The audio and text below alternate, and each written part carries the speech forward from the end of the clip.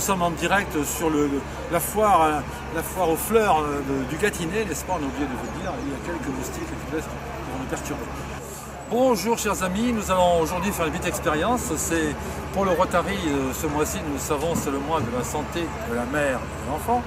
Et nous allons jouer à un petit jeu avec notre nouveau journaliste qui a été primé par les clubs du groupe du Sud Seine-et-Marne, nous allons dire rapidement, et qui a reçu un magnifique chèque tout à l'heure de 5 000 € et qui se destine à être journaliste.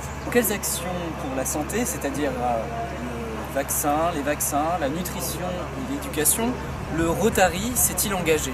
Que beaucoup de clubs dans notre district font des actions qui sont liées en général justement aux enfants et en particulier dans certains hôpitaux. Des clubs ont organisé des salles pour accueillir les parents lorsque les enfants sont malades, ont peint des murs de certaines salles. Le Rotary a une très grande action, vous ne le savez peut-être pas, sur le plan mondial, le Rotary s'intéresse à vacciner tous les enfants contre la polio. La polio en France, heureusement, vous êtes jeunes, vous ne devez pas savoir trop ce que c'est, mais dans le monde entier, il y a beaucoup de possibilités, hélas, d'attraper cette maladie, et donc le Rotary, depuis 30 ans, se bat pour éradiquer. Donc cette lutte contre la polio qui a commencé dès 1983 avec la campagne Polio Plus, dans quelle partie du monde surtout s'effectue-t-elle et est-elle en association avec d'autres organisations?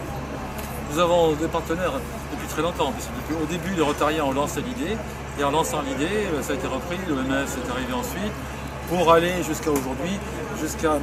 Bill Gates qui met un certain nombre de dollars pour que cette éradication puisse un jour se faire.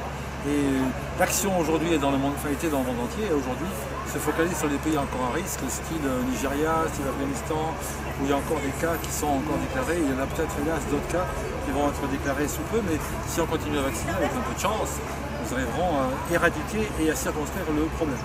Alors, le sujet induit aussi le rôle de la femme et apparemment c'est depuis 2000 que les femmes sont entrées au sein du Rotary. Et en 89, il y a eu la chute du mur de Berlin. Mais la même année, il y a eu la chute du mur des femmes au Rotary. Donc c'était pas en 2000, c'était en 1989 que les femmes sont rentrées au Rotary. Merci à vous. Merci cher ami d'avoir bien voulu jouer le jeu.